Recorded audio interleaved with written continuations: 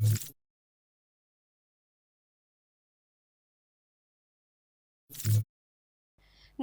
હું છું પ્રિયા અને તમે જોઈ રહ્યા છો જનતા કી જાણકારી ન્યૂઝ।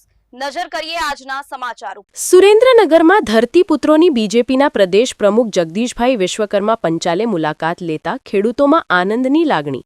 નુકસાનની ઝડપી સહાય મળશે તેવી ખાતરી પ્રદેશ અધ્યક્ષે આપી। સુરેન્દ્રનગરમાં આગમન સાથે ભાજપના પ્રદેશ પ્રમુખે સૌથી પહેલા જગતના તાતની મુલાકાત લીધી।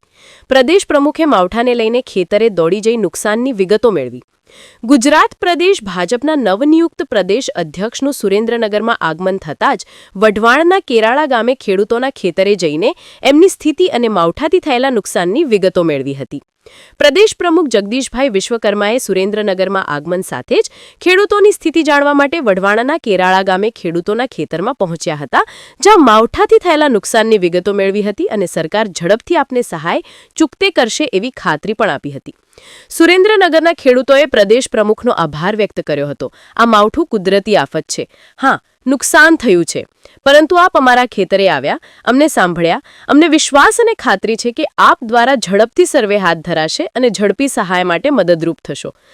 સુરેન્દ્રનગર રિપોર્ટર મહેશભાઈ ઉતેરિયા દ્વારા વાત કરું, મારું નામ ફતેહસિંહભાઈ રૂપસિંહભાઈ ડોડિયા, નાના કેરાળા। નુકસાન વિશે વાત કરું ને તો મારો કપા 300 મણ થાય એવું હતું, અત્યારે 150 મણ થાય। એને એમ મજૂરને 50 મણ મજૂરને ભાગમાં આવ્યો જાય તો 100 મણ રહ્યો, તો 100 મણમાં ખેડૂતનો ખર્ચો બધો હોય, એટલે ખેડૂતને 50% ઉપર નુકસાન છે અને એ ખેડૂતને માર જ છે। એટલે સરકારને જે સહાય આપે કુદરત કોપે એમાં કોઈનું હાલે નહીં, અને સરકારને આપણે વિનંતી કરવી જે આપણને મદદ કરે એટલું આપણે કહેવાનું છે। બીજું તો આમાં શું આપણે કહીએ કહો, હે બરોબર। મારું નામ સોલંકી સુરસંગભાઈ અગરસંગભાઈ, ગામ નાના કેરાળા। આજે મારી વાડીએ કે ભાઈ જે આપણે પ્રદેશ પ્રમુખ છે જગદીશભાઈ વિશ્વકર્મા આવી અને અમારી જે રજૂઆત સાંભળી, એમને જે વાત અમે કીધી એ અમને બહુ આનંદ થયો કે અત્યાર સુધીમાં આવા કોઈ વ્યક્તિ અમારા રૂબરૂ મુલાકાત લીધી એટલે મને આનંદ થયો છે। અને અમારી વાત એમને જે અમે પાકને નુકસાન જે બધું કંઈ થયું છે એમને દેખાડ્યું રૂબરૂ, અને એમને જે સરકાર જે સહાય આપે એમને કીધું છે, વાત તો સાંભળી છે કે સરકાર સહાય આપશે, પણ એ જે વહેલી તકે કરે એવી અમને બાંયધારી આપી છે। એમનો બધાનો એ જગદીશભાઈનો ખૂબ ખૂબ આભાર।